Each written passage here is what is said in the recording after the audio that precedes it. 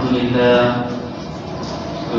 لله نحمده ونستعينه ونستغفره ونؤمن به ونتوكل عليه ونعوذ بالله من شرور أنفسنا ومن سيئات أعمالنا من يهد الله فلا مضل له ومن يضلل فلا هادي له ونشهد أن لا إله إلا الله وحده لا شريك له ونشهد أن سيدنا ونبينا ومولانا محمدا عبده ورسوله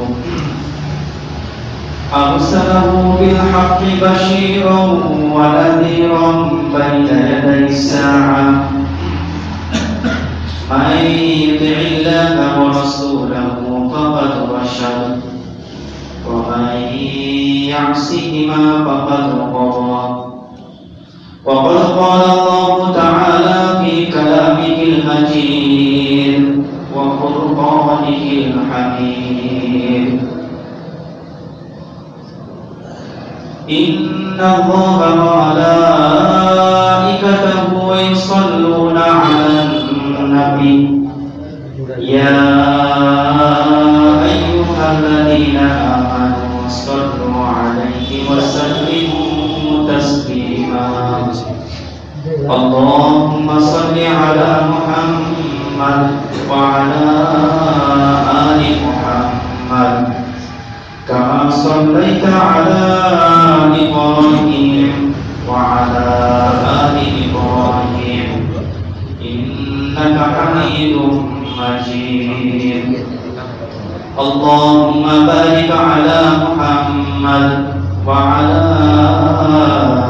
آل محمد كما باركت على إبراهيم وعلى آل إبراهيم إنك حميد مجيد أما بعد محترم حاضرين আল্লাহ রাব্বুল আলামিন আমাদেরকে বিশেষ একটি নিয়ামত দিয়েছেন। নিয়ামতের কিন্তু বর্ণনা করা শেষ করা যাবে না। এক আয়াতে আল্লাহ তাআলা বলেন ওয়া ইন তা'উদ্দু নি'মাতাল্লাহি লা তুহসুহা ওয়া ইন তা'উদ্দু আদ্দা শব্দের অর্থ হচ্ছে কি বর্ণনা করা। আল্লাহ নিজেই ঘোষণা দিয়েছেন যে বান্দা আমার যত নিয়ামত আছে এগুলো যদি গণনা করা হয় লা তুহসুহা তোমরা গণনা করতে পারবে না। লা মানে কি না, তুহসুহা শব্দের অর্থ হচ্ছে কি গণনা করা যাবে না। এত নিয়ামত, তো বিশেষ নিয়ামত এই যে আল্লাহ তাআলা হায়াত নামক একটি নিয়ামত আমাদেরকে দিয়েছেন। এই জন্য অন্তর থেকে শুকরিয়া আদায় করি আলহামদুলিল্লাহ। কারণ আজকের দিনে যে ব্যক্তির মৃত্যু হয়েছে তাকে যদি এই দুনিয়ার সমস্ত রাজত্ব টাকা পয়সা ইত্যাদি দেওয়া হয়, যদি বলা হয় যে আপনার চোখটা একটু খুলেন, বলেন তো খুলতে পারবেন? 1000 কোটি টাকা যদি দেওয়া হয় কানের নিচে কানের পুরাতে যায়, যদি বলা হয় যে 1000 কোটি টাকা দেওয়া হবে, চোখটা খুলেন আর একটু দাঁড়ান, আছে ক্ষমতা? কিন্তু আল্লাহ তাআলা 1000 কোটি টাকা আমাদের কি দেওয়া লাগে না, এমনিতে হায়াত দিয়া মসজিদে আসার তৌফিক দান করেছেন। এর থেকে বড় কি আছে বলেন তো? এই জন্য আমরা প্রথমে শুকরিয়া করে নিলাম কি হায়াত দিয়ে যে আজকের দিনেও আল্লাহ তাআলা ভালোবাসেন আমাদেরকে, মাটির উপরে আমাদেরকে এখনো কি হাঁটার তৌফিক দান করেছেন। যদি তৌফিক না দিতেন 3.5 হাত মাটির নিচে থাকতে হতো। আস্তে আস্তে মানুষ কি ভুলেই যায়। দাদা মনে আছে? কেউ মনে রাখে না। কিন্তু আল্লাহ তাআলা আমাদেরকে হায়াত দিয়ে আজকের দিনে কি মসজিদে আসার তৌফিক দান করেছেন। এই জন্য আবারও অন্তর থেকে শুকরিয়া আদায় করি আলহামদুলিল্লাহ। আমরা গত সপ্তাহে কয়েকটি বিষয় আলোচনা করেছিলাম, শুনেও ছিলেন আপনারা। অর্থাৎ মানুষকে আল্লাহ তাআলা 6টা হাতিয়ার দিয়েছেন: চোখ, নাক, মুখ, কান এবং চামড়ার যে আর্দ্রতা এবং জ্ঞান, বুদ্ধি, মেধা, এই বিষয় নিয়ে আমরা আলোচনা করেছিলাম, শুনেছিলেন। চোখ যেরকম সূর্য উঠলো এটা সবাই কি জানতে পারে, এটা আপনি হাতের মাধ্যমে জানতে পারবেন না যে সূর্য উঠলো কিনা। আবহাওয়া অথবা গ্রামটা কেমন, ওইদিকে কিন্তু যখন বাস যায় তখন একটা জায়গা ময়লা ফেলানো হয়, ওই জায়গাটা গেলে বোঝা যায় এই জায়গার আবহাওয়াটা কেমন, মানে কি গন্ধ। এটা আমরা বুঝি কি নাকের মাধ্যমে।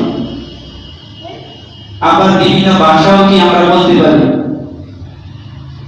এই বাংলাদেশের বিড়াল ইন্ডিয়াতে যদি যায়, ইন্ডিয়ার ভাষা বলবে না, বলবে যে কোনো দেশে যায় ওই দেশের ভাষা কি বলতে পারবে না। কিন্তু আল্লাহ তাআলা আমাদেরকে এমন এক গুণ দিয়েছেন, আপনি যে কোনো ভাষায় কি কথা বলতে পারবেন। সুবহানাল্লাহ। তো এইরকম 6টা বিষয়, এক হচ্ছে চোখ, নাক, মুখ, কানের মাধ্যমে বিভিন্ন আমরা কথা শুনতে পাই, চামড়ার মাধ্যমে বিভিন্ন কি আজকে গরম না ঠান্ডা সেটা আমরা অনুভব করতে পারি। 6 নাম্বার হচ্ছে কি মেধা, মানে জ্ঞান, বুদ্ধি। মেধার মাধ্যমে আজকে এমন জিনিস তৈরি করা হয়েছে যে 3.5 হাত নিচে ফোনে কি কথা বলা যায় না, কিন্তু এখান থেকে কল দিবেন বিভিন্ন দেশে, আমেরিকাও কি কথা বলতে পারবে। সুবহানাল্লাহ। এগুলো কি একটা মোবাইল কি আশরাফুল মাখলুক না, এত পাওয়ার থাকা সত্ত্বেও কি আশরাফুল মাখলুক না। এগুলো হচ্ছে বাহু বিভিন্ন আইসির মাধ্যমে কথা আদান প্রদান করে। কিন্তু আল্লাহ তাআলা আমাদেরকে আশরাফুল মাখলুক বানিয়েছেন। সুবহানাল্লাহ। এমনও হইতে পারত যে গরু, ছাগল ইত্যাদি, আজকে যদি আমরা ওই প্রাণী হইতাম তাহলে কি করা হতো, যে আমার গলায় রশি দিয়ে কৃষক কি রোদের মধ্যে ক্ষেতের মধ্যে কি আটকায় রাখতো ঘাস খাওয়ার জন্য, কিছু বলার ছিল না।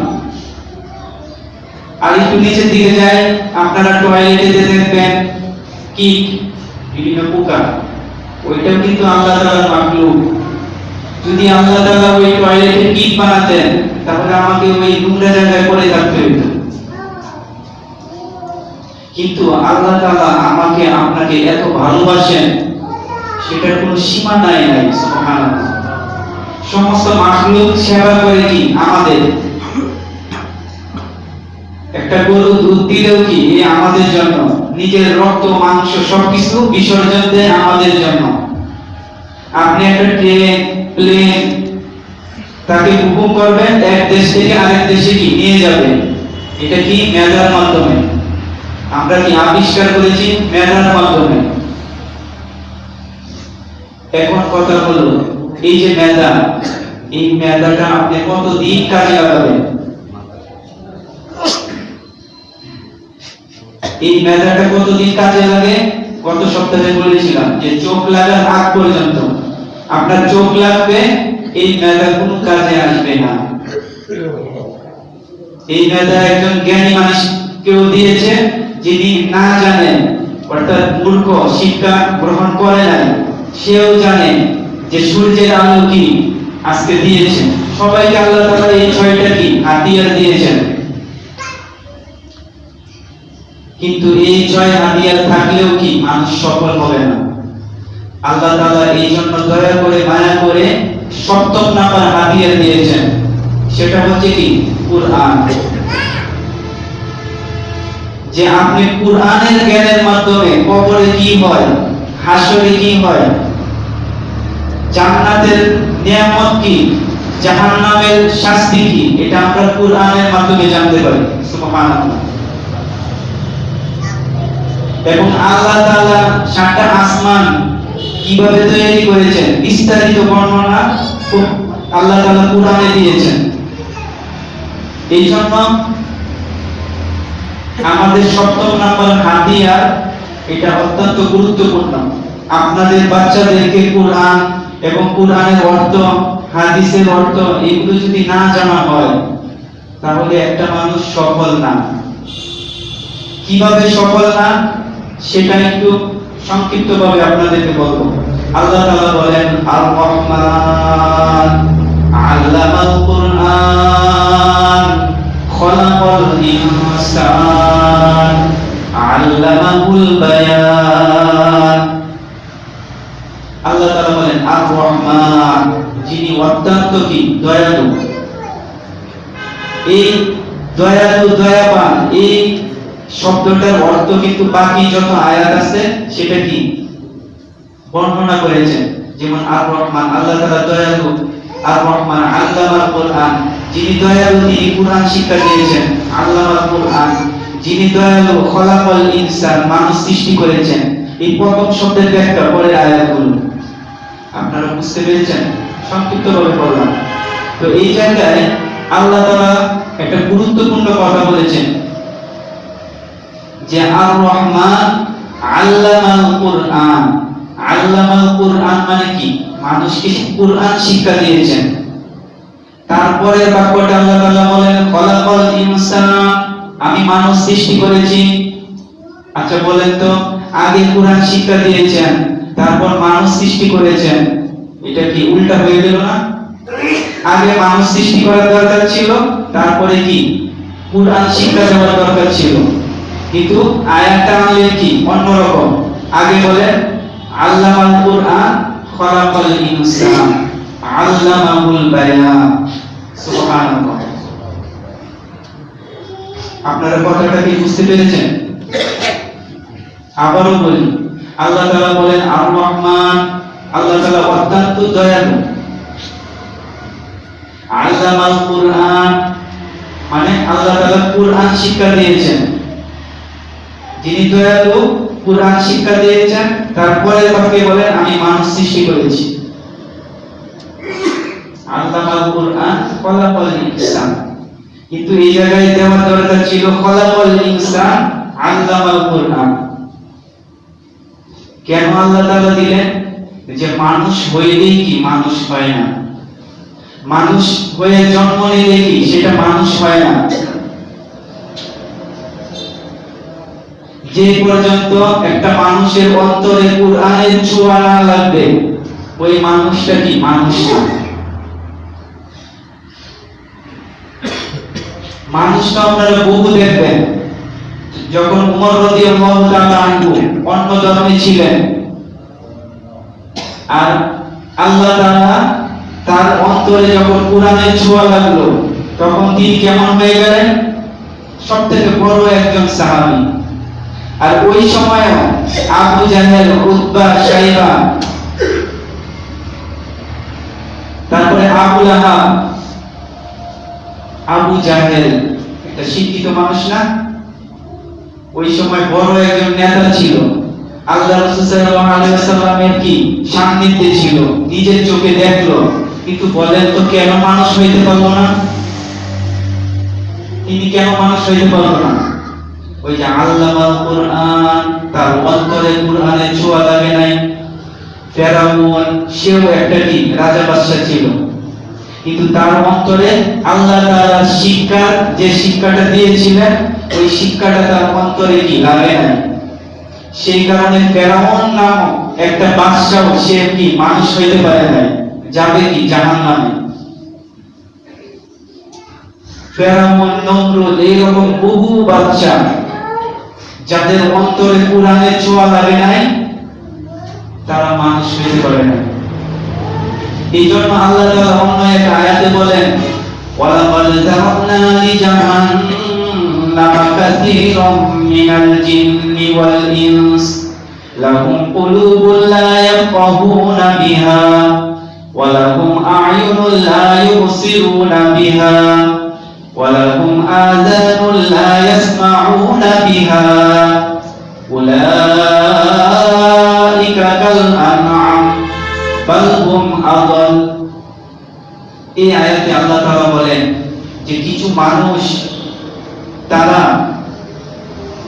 তাদেরকে তৈরি করা হয়েছে জাহান্নামের জন্য। এখন আমাদের জানার বিষয়, এই মানুষকে আল্লাহ তাআলা জাহান্নামের জন্য সৃষ্টি করেছেন, তাদের গুনাহগুণটা কি?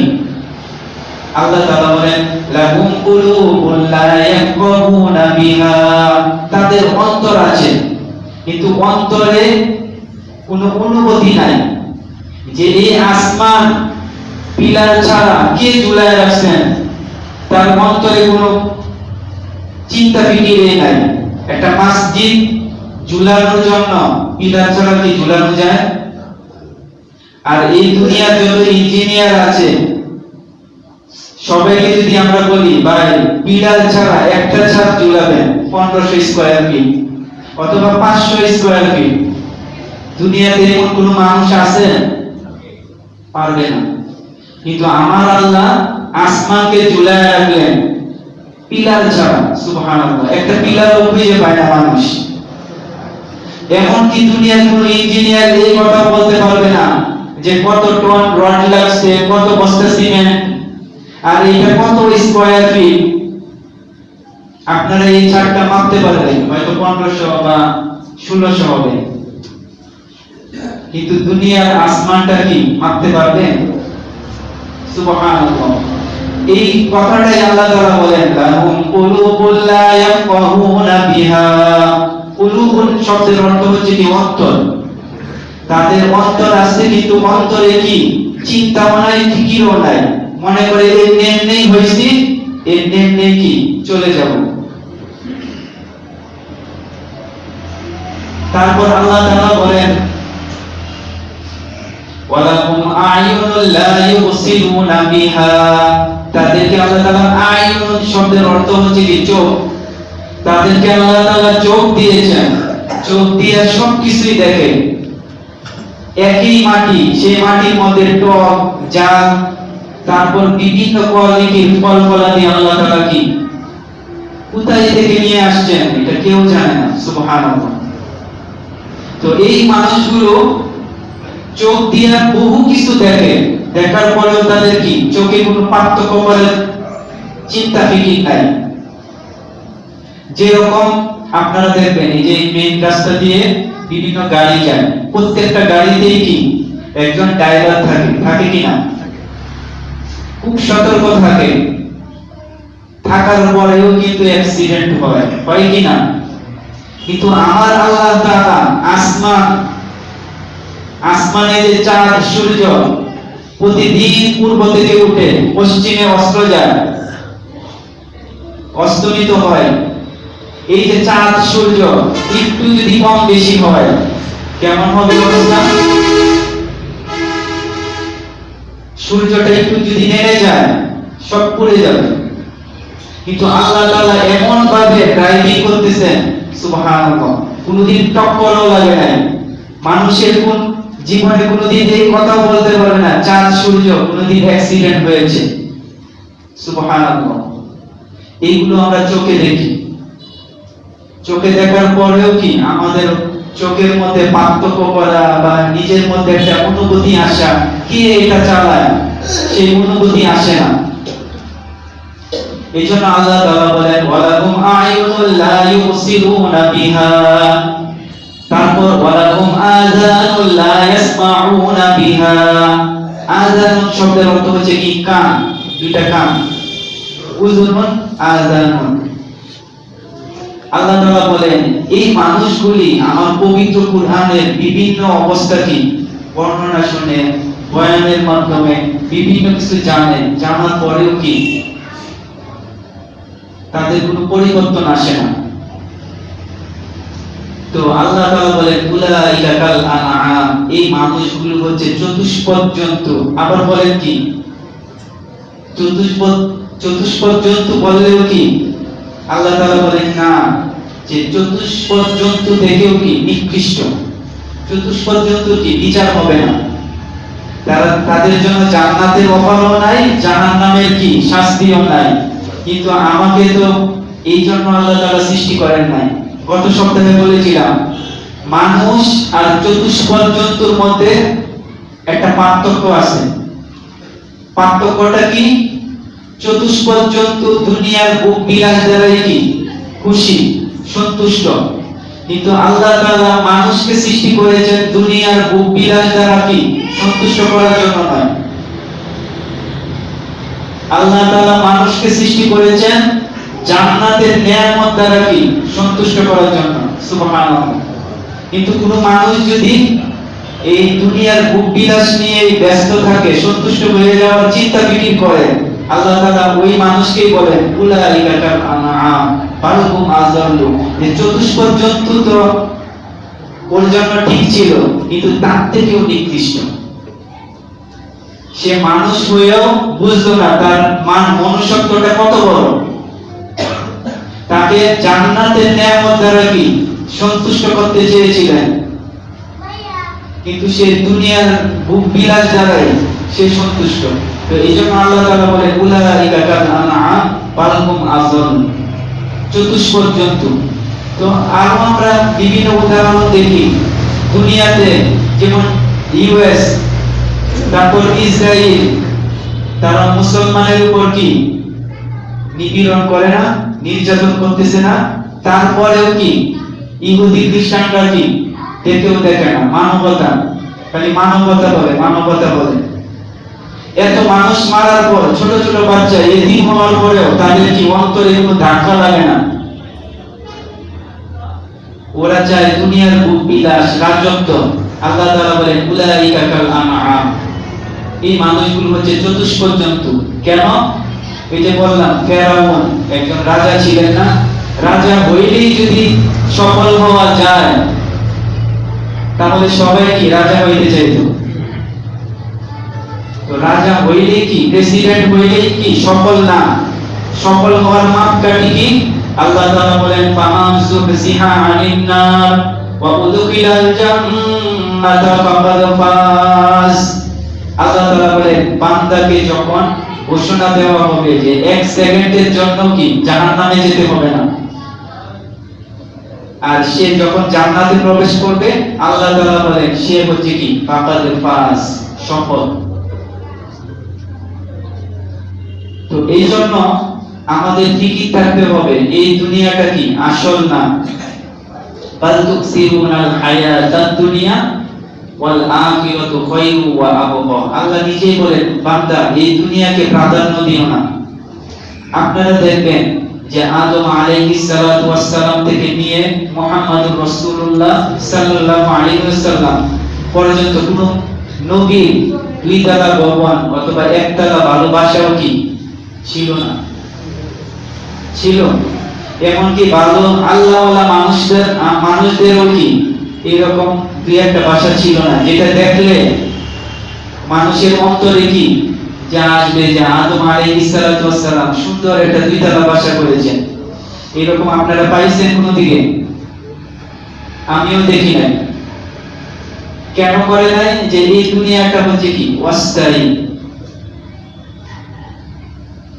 আপনি এখন আসছেন, আপনার মৃত্যুর কোনো গ্যারান্টি নাই। মৃত্যুটা এমন জিনিস, আইসেই বলবে যে উঠেন উঠেন চলেন, সময় শেষ।